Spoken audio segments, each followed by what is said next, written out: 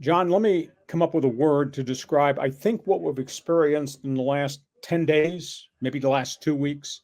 And the word is resiliency. The Padres come off winning 2 of 3 at Fenway Park, 9-2, 11-1 victories.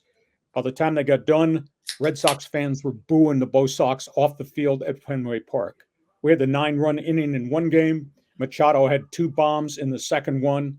Matt Waldron's knuckleball was pretty impressive, although they lost on Sunday. I thought it was fascinating that Waldron threw a knuckleball with the first pitch in honor of the late Red Sox popular knuckleball pitcher, Tim Wakefield, who lost his life to cancer. That was really cool. I thought it was really cool that Don Orsillo, who spent 16 years broadcasting Red Sox baseball, was honored by the fans who turned towards the television booth and clapped for him. So the Padres on the stretch won 9 of 10 and then got knocked out by the Red Sox on Sunday, off day Monday. Now they go to Texas.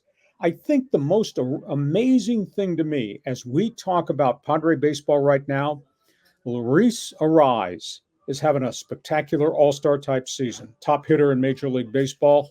Most amazing aspect to that, the Miami Marlins are paying almost his full salary.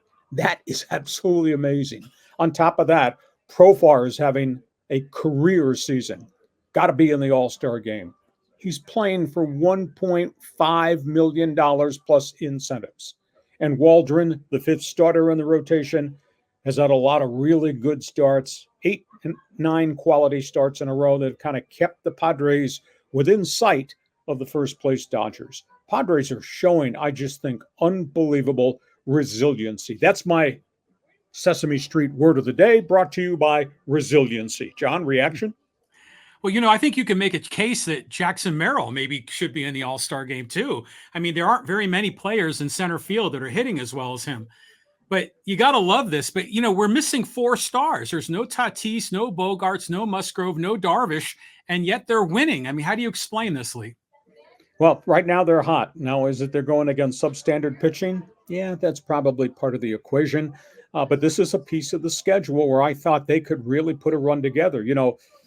2 weeks ago, 3 weeks ago, I thought they had the ability to get on a 10-game winning streak, and they screwed it up on the road and screwed it up against bad teams. And then they go on the road and they face a Bo Sox team that won 10 of 13, and they conduct batting practice against them. So that was really, really impressive. They just need to keep trucking this, because once they come through this next homestand, John, that schedule gets really tough because they go back out on the road and they play first place Cleveland. They face the second place Orioles, who are playing really good ball, and then they get the Dodgers when they come back here. So they really need to try to close the gap against the Dodgers in the next 10 days. So that's the storyline. The word that I'm using today, resiliency, as it relates to the Padres. Next topic on the table involves the other teams in Southern California. Well, I have another Padre question for you, Lee. Apparently, there was an article written in the local newspapers in Boston about Don Orsillo and his homecoming to Boston. And he has fond memories of Red Sox fans. And, he grew up there, went to school there. But he said that, the loyalty has to go 2 ways. And the team was not loyal to him. They fired him. So he's sort of arm's length with the Red Sox ownership and management. What's your take on that? At arm's length with the people that made the decision. But that was a very unpopular decision for Red Sox fans. They were really unhappy with what the organization did. At that point, the Bo Sox had kind of hit a down skid, and they took it out on the announcing crew. How stupid is that? But it all worked out well. Donnie's become an icon, might be as popular, if not the most popular Padre TV broadcaster, linked with Mud Grant.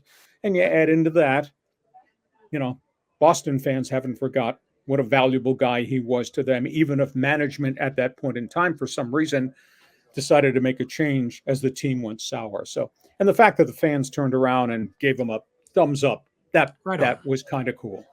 Yeah, all good. I mean, I think it's just an interesting side story on the whole thing, but loving the Padres. Well, yeah, let's go take a look at the